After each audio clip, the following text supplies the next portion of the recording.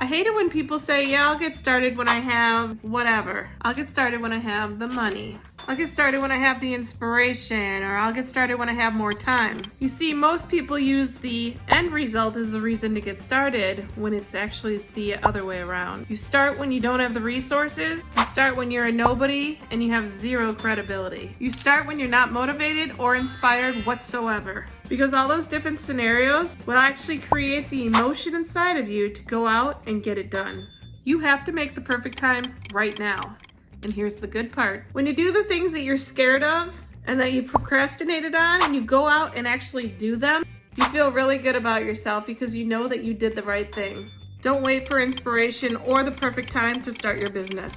Start right now and be consistent because the time's gonna pass either way. So you're ready to stop procrastinating, right? Well, if you are, click the link in my bio and I will send you completely free training on how to make money online. And it's a method that I'm currently using and seeing success with.